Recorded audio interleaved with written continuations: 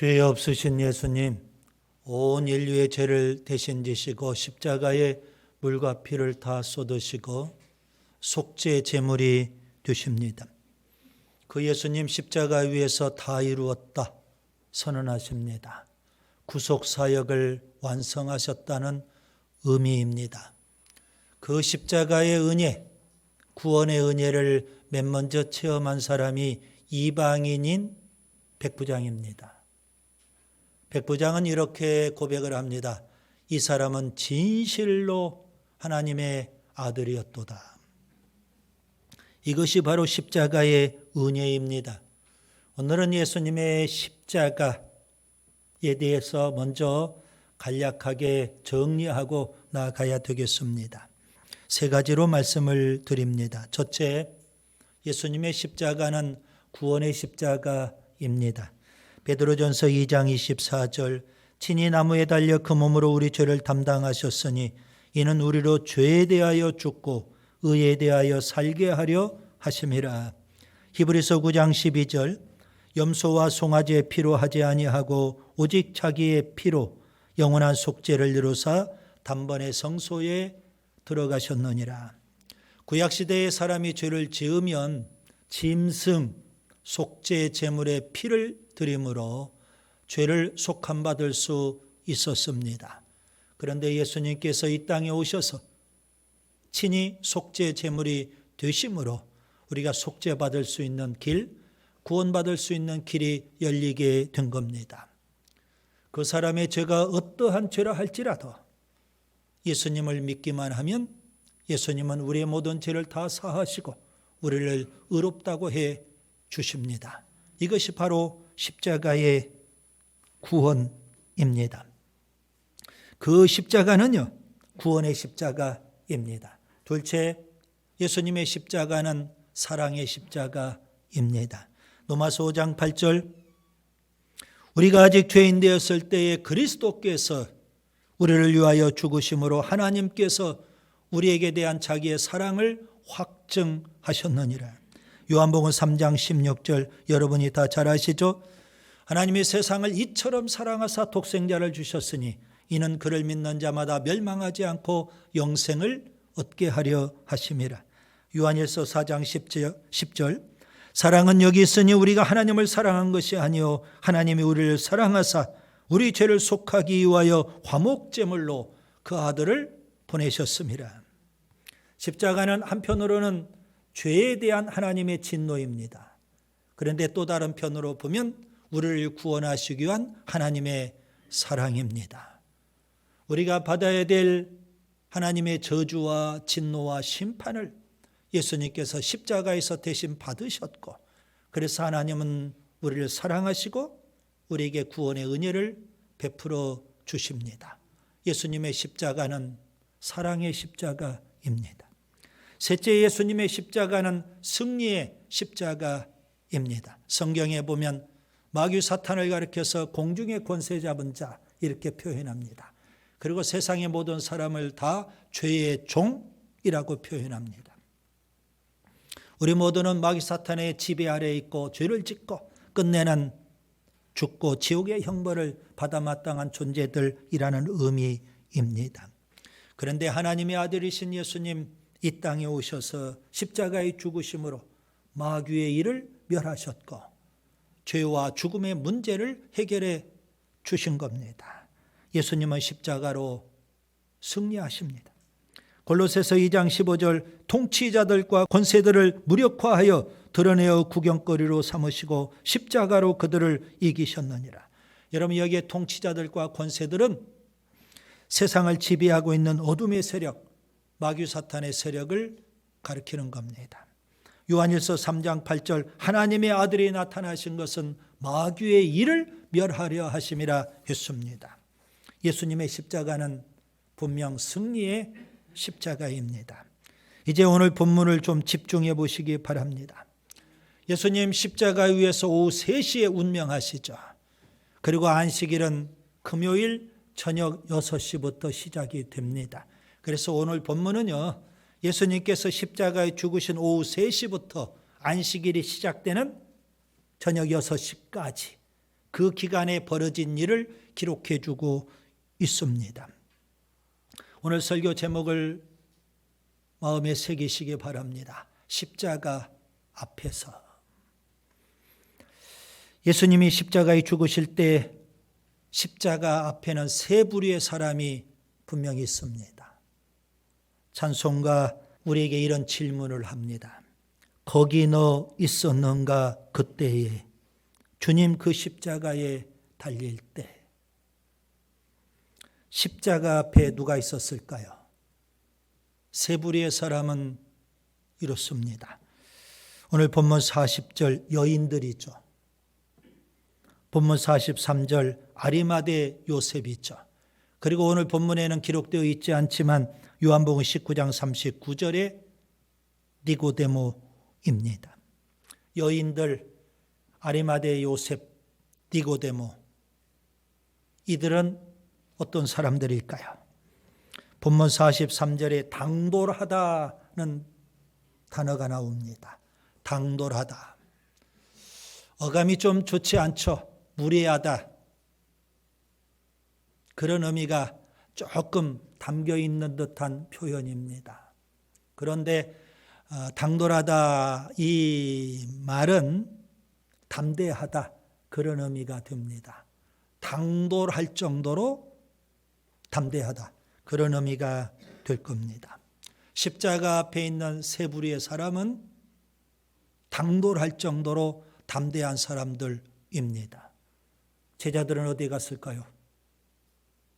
왜 그들은 십자가 앞에 없고 다 도망가 버렸을까요?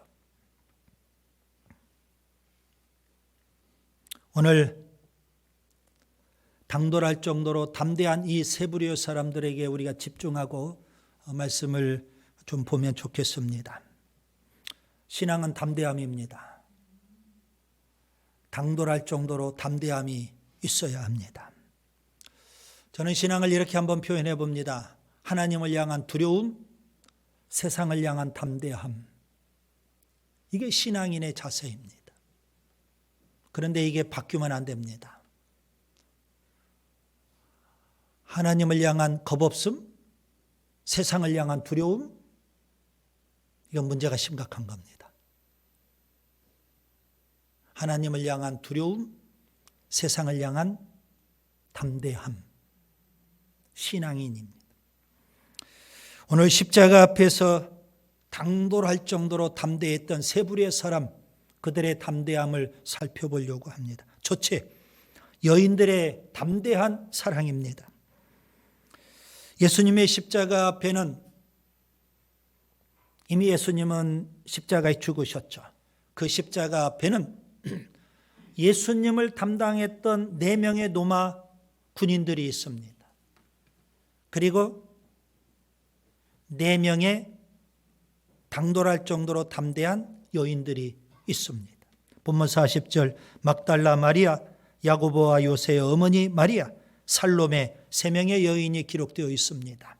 그런데 꼭 기억하세요. 예수님의 어머니 마리아도 있습니다.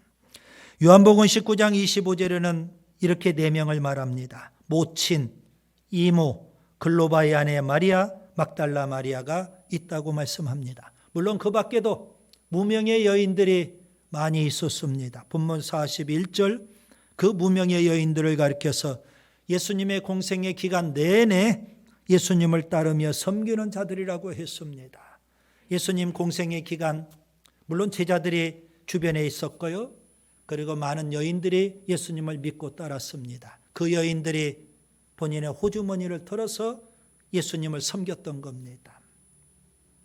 4명의 로마 군인, 예수님을 담당했던 4명의 로마 군인들은 의무감 때문에 십자가 앞에 있었을 겁니다. 반면에 4명의 여인들은 예수님을 사랑하는 마음으로 십자가 앞에 있었던 겁니다. 사랑이 중요하죠. 방금 전에 말씀드린 대로 제자들은 어디로 갔을까요? 3년 동안 예수님에게 훈련받았던 제자들 아닙니까? 예수님께서 십자가에 죽으시기 전날 밤 제자들에게 이렇게 말씀하십니다. 너희들이 다 나를 버리리라.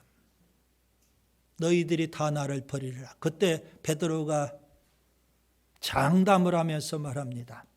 다 버릴지라도 저는 그리하지 않겠나이다. 그 말에 다른 제자들도 장담을 합니다. 내가 주와 함께 죽을지언정 주를 부인하지 않겠나이다. 그런데 예수님이 십자가에 죽으실 때 그들은 없었어요. 아니, 예수님께서 그 말씀을 하시고 바로 이어서 겟세마네 동산에서 기도하시고 그때 유대 교권자들에게 체포가 되실 때 제자들은 그때 도망가 버렸습니다. 마가복음 14장 50절 제자들이 다 예수를 버리고 도망하니라. 그 제자들은 지금 어디에 있을까요? 왜 예수님을 버리고 도망갔을까요? 두려움 때문이겠죠. 십자가의 고난에 대한 두려움, 십자가의 죽음에 대한 두려움, 세상에 대한 두려움, 두려움 때문에 도망갔을 겁니다. 그렇다면 십자가 앞에 있는 이 여인들은 그런 두려움이 없었을까요? 저는 두려움이 있었을 거라고 생각합니다. 아니, 제자들보다도 더 두려워했을 거라고 생각합니다. 그런데 그들은 왜 십자가 앞에 계속 머물러 있을까요?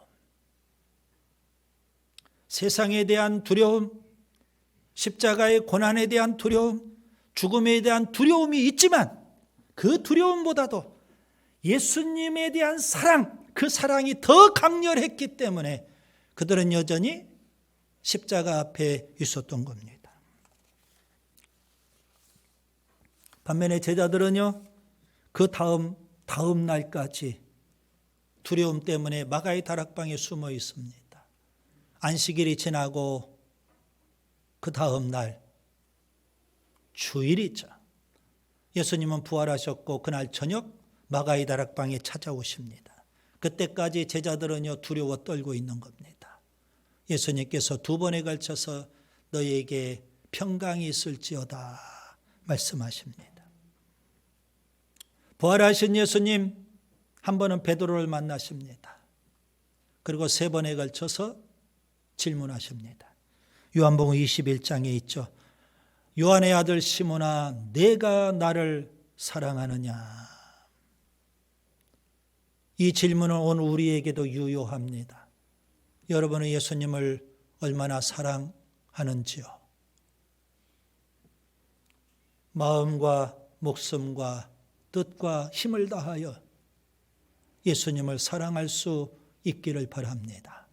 십자가의 은혜를 경험했다면, 십자가 앞에서 그 예수님 앞에 사랑을 쏟아부어야 합니다. 둘째, 아리마대 요셉의 담대한 섬김입니다. 예수님은 금요일 오후 3시에 운명하십니다.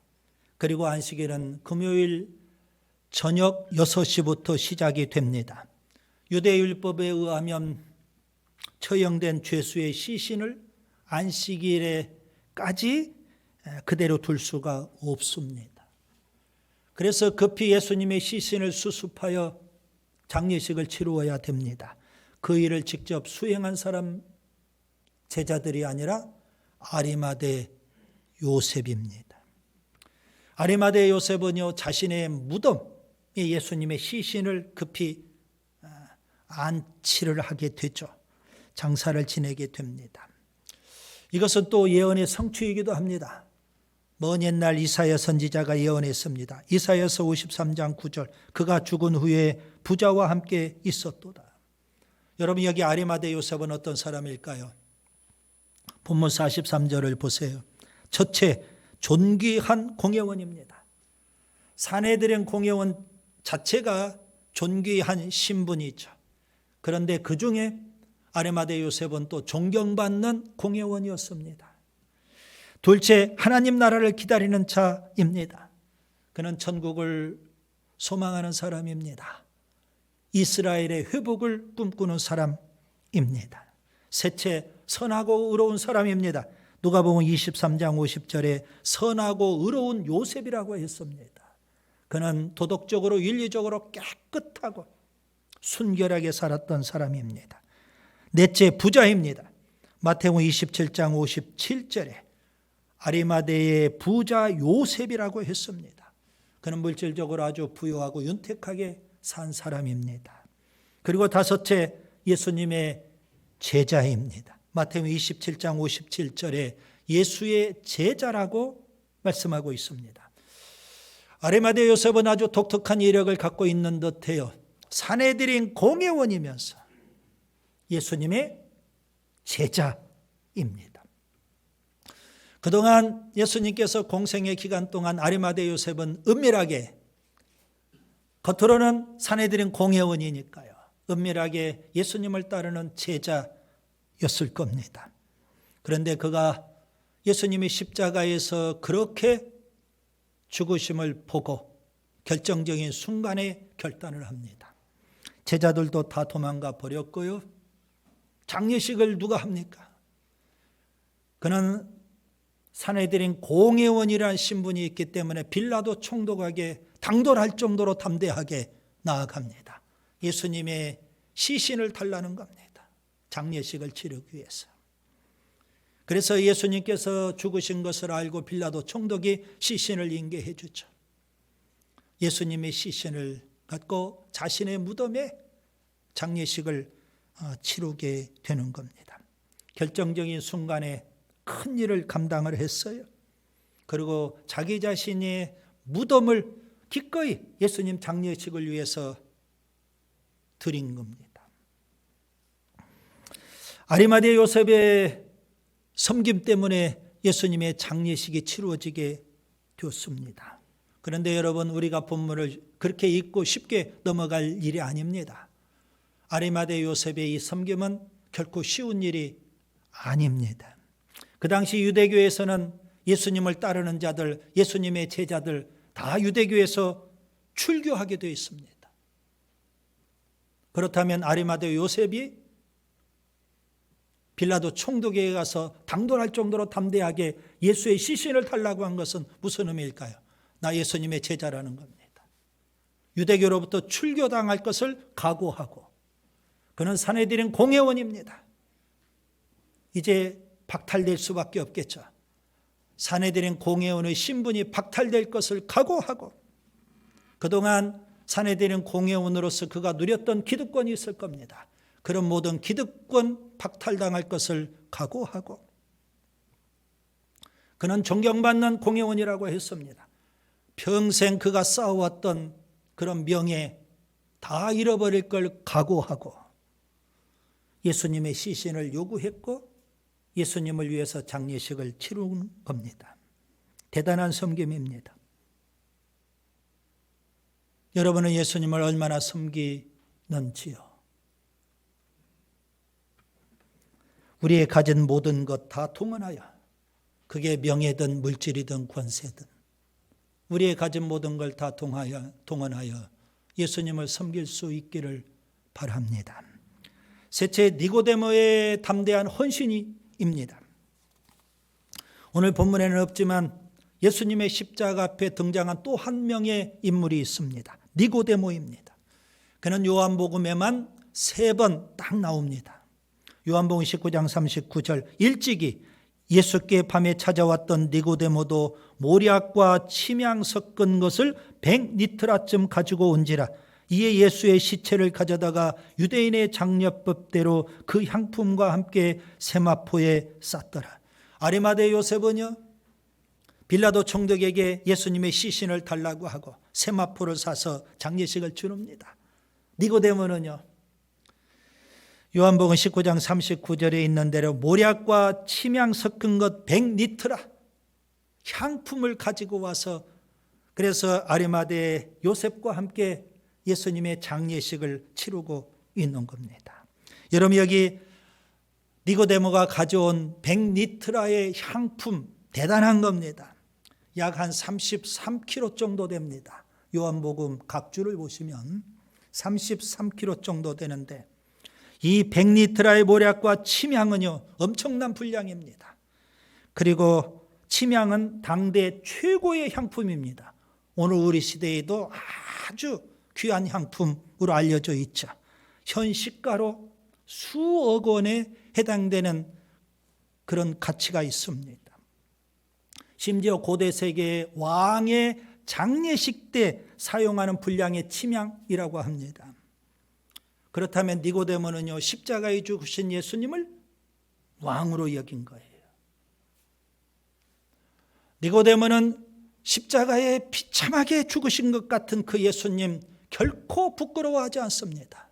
유대 교권자들, 유대인들, 그리고 빌라도 총독, 로마 군인들, 그들 모두는 예수님을 유대인의 왕이라고 하면서 조롱하고 침뱉고 멸시하고 채찍질하고 끝내 십자가에 못 박아버리지 않았습니까? 아마 그들은 십자가에 못 박히신 예수님을 부끄러워했을 거예요. 그런 상황 속에 니고데모는 십자가에 죽으신 예수님을 절대 부끄러워하지 않습니다. 왕 되신 그 예수님께 최고의 헌신을 다하는 겁니다. 당대 최고의 향품을 그것도 최고로 많이 드리는 겁니다. 그가 당대 최고의 향품을 최고 많이 이렇게 드린 것은 무슨 의미일까요? 세상 그 누구보다도 왕 되신 그 예수님, 십자가에 죽으신 그 예수님께 내가 헌신하겠다. 그런 의미가 그 속에 담겨 있는 겁니다. 그는 한때 두때 그렇게 헌신하고 끝나지 않습니다. 전승에 의하면 그는 예수님을 위해서 끝내 순교하기도 합니다. 여러분은 예수님을 위해서 얼마나 헌신하는지요? 왕이 되시는 예수님입니다. 당돌할 정도로 담대하게 헌신이 있기를 바랍니다. 이제 말씀을 정리합니다. 예수님은 십자가에서 구속사역을 완성하시고 운명하십니다. 그 십자가 앞에는 누가 있을까요?